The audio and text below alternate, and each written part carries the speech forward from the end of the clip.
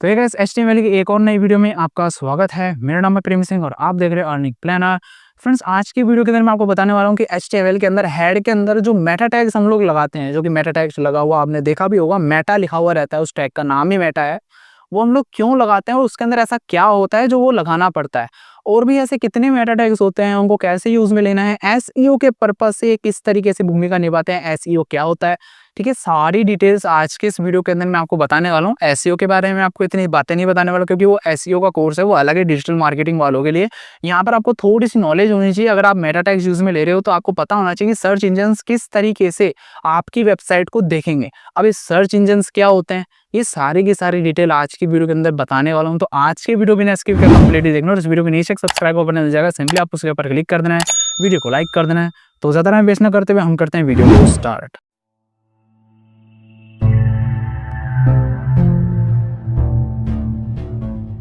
तो फिर यहाँ पर आप देख सकते हैं, मैं अपने लैपटॉप की स्क्रीन के ऊपर आ चुका हूँ। लैपटॉप की स्क्रीन के ऊपर आ जाने के बाद में यहाँ पर आप देख सकते हैं मैं अपने यूट्यूब वाले फोल्डर में हूँ। यहाँ पर मैं राइट क्लिक करूंगा, show more options, open with code के ऊपर क्लिक करूंगा, जिससे हमारा जो index.html फाइल है वो ओपन हो जाएगी।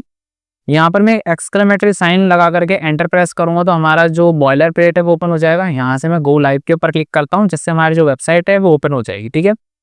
अब यहाँ पर मैं सिंपली क्या करना चाहता हूँ, अब यहाँ पर देख सकते हैं आपको कुछ हेड के अंदर मेटा टैग्स भी मिलेंगे, ठीक है। हेड के अंदर बेसिकली जो आता है वो मैं आपको समझा दिया था, लेकिन मेटा टैग्स मैंने आपको अच्छे से समझाया नहीं थे, ठीक है।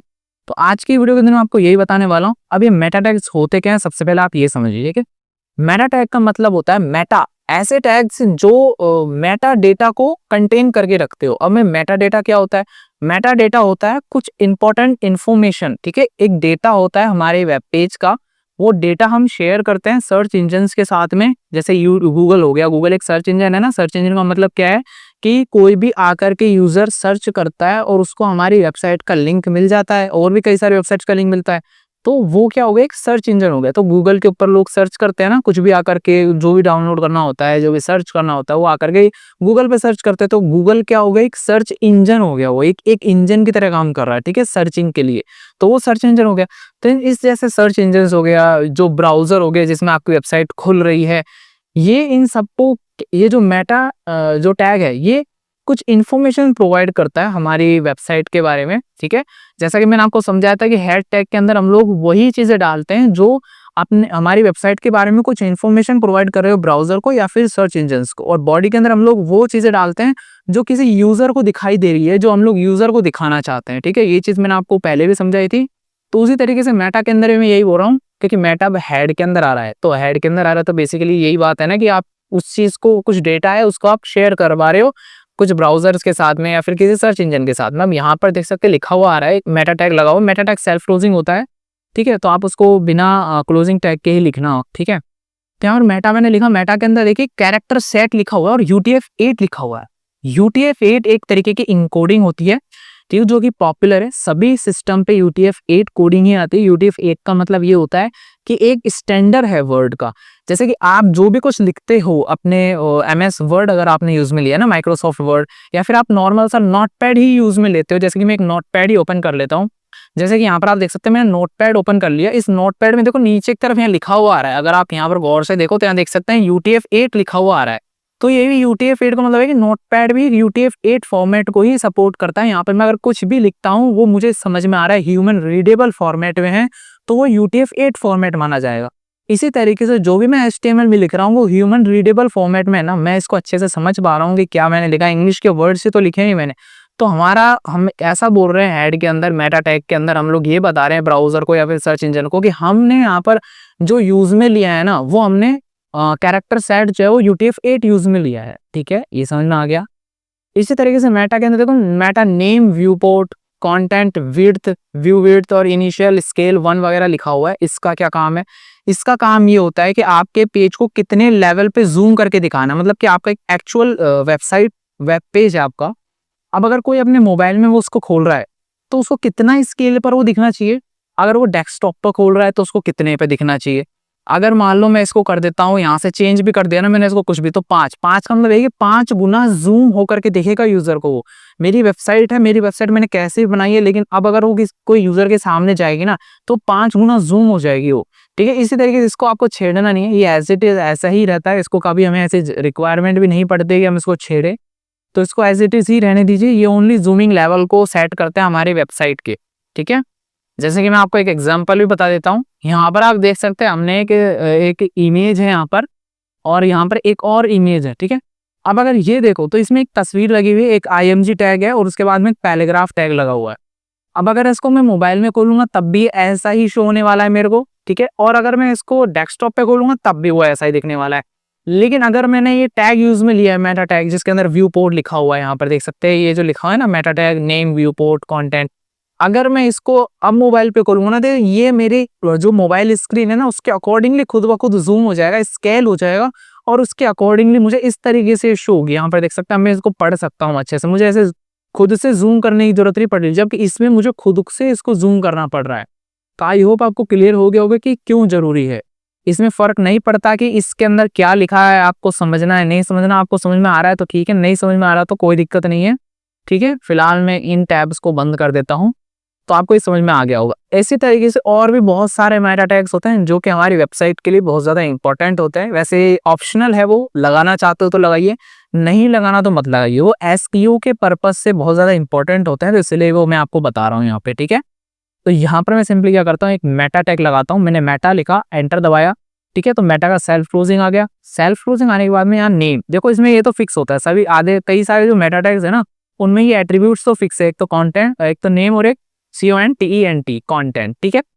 नेम के अंदर आप बेसिकली मेटा टैग को नाम देते हो, और कंटेंट के अंदर आप उस नाम के लिए जो कंटेंट है उसको लिखते हो, ठीक है। जैसे कि यहाँ पर इसका नाम क्या था, व्यू पोर्ट, जो कि व्यू को हैंडल करता है, तो उसका कंटेंट क्या हो गया ये। इसी तरीके से आप देखिए, अगर आप ऑथर हो तो AUTHOR, ऑथर मैंने लिया। ऑथर का मतलब क्या है, जिसने एक कोड लिखा है, जो कि इस कोड का ऑथर है। ज्यादातर ब्लॉग्स वगैरह या फिर आर्टिकल वगैरह लिखते हैं ना, उनके पेज के लिए ये यूज में लेते हैं ऑथर वाला मेटा टैग। तो आपकी मर्जी, और यहाँ पर आप उस ऑथर का नाम लिख दीजिए। जैसे कि मैं अपना नाम लिख देता हूँ, प्रेम सिंह NARUK, ठीक है। अब इससे होगा क्या ना कि ब्राउजर को और जो सर्च इंजन है उनको पता चल जाएगा कि ये जो पेज है ना उसको लिखने वाला बंदा ये है। यानी कि अगर कोई भी सर्च करता है गूगल के ऊपर आपके इस पेज को, तो साथ में हो सकता है कि उसको ये भी पता चल जाए ऑथर कौन है, यानी यूजर भी खुद पता लगा सकता है कि ऑथर कौन है, ठीक है। इसी तरीके से एक होता है कीवर्ड्स, KEYWORDS, कीवर्ड्स, ठीक है। तो कीवर्ड्स अगर आप लिखते हो तो यहाँ पर आपको अपने वो कीवर्ड्स लिखने हैं जिन पे आप चाहते हो कि आपकी जो वेब पेज है ना, ये वाला वेब पेज, वो रैंक हो, रैंक मतलब कि गूगल के ऊपर आए। जैसे कि HTML, CSS, SCRIPT, ये कुछ कीवर्ड्स मैंने लिखे हैं 3। मैं चाहता हूं कि जैसे ही कोई सर्च करे ना, अगर किसी ने HTML सर्च किया तो मेरी वेबसाइट शो होनी चाहिए, किसी ने CSS सर्च किया तो मेरी वेबसाइट शो होनी चाहिए, किसी ने जावास्क्रिप्ट सर्च किया तो मेरी वेबसाइट शो होनी चाहिए। तो इसीलिए यहाँ पर कीवर्ड्स को हम लोग लिखते हैं। अगर आप ये नहीं लिखोगे ना तब भी आप गूगल पे सबमिट कर सकते हो। याद रहे, ऐसा मत सोचना कि आपने ये कीवर्ड्स डाल दिए अपनी वेबसाइट के अंदर तो आपकी वेबसाइट अब गूगल पे आने शुरू हो जाएगी। गूगल पे वेबसाइट को सबमिट भी करना पड़ता है, ठीक है। उसके ऊपर हम लोग एक अलग सीरीज लाएंगे SEO की, तो उसके अंदर आपको अच्छी अच्छी जो भी प्रैक्टिसेस होती है ना, जिनसे हम लोग गूगल पे सबमिट करते हैं, या फिर और भी बहुत सारी चीजें आगे आने वाली है, तो आपको बस थोड़ा सा वेट करना है, ठीक है। तो यहाँ पर बस अभी इतना समझ लीजिए, अगर आपने अपनी वेबसाइट को गूगल पे सबमिट करवा दिया है और वहां से आपका अप्रूवल आ गया, आपकी जो वेबसाइट है वो अब गूगल पे चल रही है, तो अब बात आती है कि अपनी वेबसाइट जो है ना वो कुछ कीवर्ड्स पे रैंक करे, मतलब कि ऊपर आए। तो उसके लिए हम लोग ये चाहते हैं, ये कीवर्ड्स लगाना, ठीक है। तो कीवर्ड्स लगाने से आपकी वेबसाइट कुछ हद तक इंप्रूवमेंट आ जाता है, तो वो धीरे धीरे ऊपर आने लग चालू हो जाती है, मतलब सर्चिंग रिजल्ट्स में आना शुरू हो जाती है। ऐसे कीवर्ड्स के साथ में एक होता है डिस्क्रिप्शन, DESCRIPTION, डिस्क्रिप्शन, ठीक है। इसमें आपको अपनी वेबसाइट के डिस्क्रिप्शन लिखना होता है, ठीक है। मतलब आपकी वेबसाइट किस बारे में है, आपको सब यहाँ पर लिखना है। एक चीज याद में रखना, कीवर्ड्स के अंदर कभी आप ऐसा तो मत कर देना कि आपने हजारों और लाखों के 10-20 हजार कीवर्ड्स इसके अंदर डाल दिए और आप सोच रहे हो कि अब आपकी वेबसाइट रैंक हो जाएगी। यह रैंक नहीं होने वाली, काम नहीं करेगा। यहाँ पर आपको कुछ ही कीवर्ड्स डालने हैं, जैसे कि लगभग आपको यहाँ पर 10 से 20 ही कीवर्ड्स डालने हैं, स्पेस दे दे करके। स्पेस भी नहीं तो यहाँ पर आपको ये देना है कोमा, ठीक है। कोमा लगा लगा करके डालने होते हैं, सॉरी स्पेस नहीं कोमा, ठीक है। कोमा लगा लगा करके आपको कीवर्ड्स एंटर करने हैं। जितने आपके कीवर्ड्स के वर्ड्स भी बहुत ज्यादा बड़े नहीं होने चाहिए, कुछ ऐसे ही कीवर्ड्स होने चाहिए छोटे छोटे जो यूजर सर्च करता हो, ठीक है। और कीवर्ड्स कम ही रखने हैं, 10 से 15 काफी है, बहुत ज्यादा मैंने बता दी 10 से 15 भी, लेकिन 10 तक आप मान के चलिए, ठीक है। ऐसे डिस्क्रिप्शन है, डिस्क्रिप्शन का जो आप लिखते हैं ना अपनी वेबसाइट, आपकी वेबसाइट ये जो वेब पेज है जो कि आपने लिखा है, ये वेबसाइट किस बारे में है, वो डिस्क्रिप्शन होता है। जैसे कि मैं गूगल पे कुछ सर्च करता हूँ, मैंने यहाँ पर यूट्यूब सर्च करा, YOUTUBE, ठीक है, मैंने यूट्यूब यहाँ पे सर्च करा, तो यहाँ पर देख सकते हैं कुछ अलग कई सारी वेबसाइट्स यहाँ पर आएंगी, जैसे कि देखो ये आ गई। तो इसमें देखो दिख रहा है छोटा सा नीचे की तरफ भी लिखा हुआ आ रहा है, ये होता है मेटा डिस्क्रिप्शन। अगर आपने यहाँ पर ये दिया होगा ना, या ये डिस्क्रिप्शन वाला आपने, तो आपकी जब वेब पेज शो होगा ना गूगल के ऊपर, तो ये डिस्क्रिप्शन भी आएगा। तो आपको ये डिस्क्रिप्शन लिखना है, और ये डिस्क्रिप्शन आपके 150 वर्ड्स का होना चाहिए, स्पेस इंक्लूड करते हुए, ठीक है। 150 कैरेक्टर्स का, वर्ड्स भी नहीं, कैरेक्टर्स का होना चाहिए मैक्सिमम। मिनिमम आप अपने हिसाब से रख लीजिएगा, मैक्सिमम 150 कैरेक्टर का होना चाहिए। जैसे कि मैंने यहाँ पर अभी लिख दिया है HELLO हेलो प्रेम, ठीक है। तो ये कितने कैरेक्टर्स हो गए हैं यहाँ पे, 1 2 3 4 5 6 7 8 9 10, तो 10 कैरेक्टर मैंने लिख दिया, यानी कि अभी मैं 140 कैरेक्टर और लिख सकता हूँ, ठीक है। तो आपकी मर्जी है, आप अगर ज़्यादा बड़ा लिख दोगे तो फिर वो इम्प्रूवमेंट नहीं होगा, ठीक है। तो आपको उसके अंदर ही रखना है जो मैंने आपको बोला है, ठीक है। तो यहाँ पर ऑथर है, कीवर्ड्स है, डिस्क्रिप्शन है, ये भी मैंने लिख दिया। ऐसे और भी होता है, जैसे कि मैं एक और दिखाऊं आपको, मैं एंटर दबाता हूँ और यहाँ पर आप देख सकते हैं HTTPEQ यहाँ लिखा हुआ है, HTTPEQ फ्री फ्रेश, और कंटेंट क्या लिखा हुआ आ रहा है 10, और URL लिख दिया, यह है एग्जाम्पल, ठीक है। अब इससे होगा क्या, जैसे कि मैंने H1 लिखा और यहाँ पर मैंने कुछ भी डाल दिया, मैं यहाँ चलता हूँ अपनी वेबसाइट के ऊपर, ठीक है, सॉरी ये रही मेरी वेबसाइट, और मैंने इसको ओपन करा। अब यहाँ पर क्या होगा, 10 सेकंड तक हम लोग वेट करेंगे, 10 सेकंड के बाद में ऑटोमेटिकली जो पेज है ना वो रिफ्रेश हो जाएगा।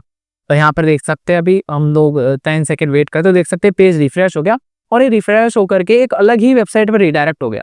तो आपने कई बार देखा होगा, कई वेबसाइट्स ऐसी होती हैं जिन वेबसाइट के ऊपर आप जाते हो और कुछ ही सेकंड तक रुकते हो, ऑटोमेटिकली वो रिडायरेक्ट हो जाती है किसी दूसरी वेबसाइट के ऊपर। तो आप ना, अगर आप मूवीज वगैरह डाउनलोड करिए हो, या फिर कभी भी कुछ भी ऐसा किया हो डाउनलोड वगैरह, तो उसमें ऐसा होता है, एडवर्टीजमेंट्स में तो खासकर ऐसा होता है।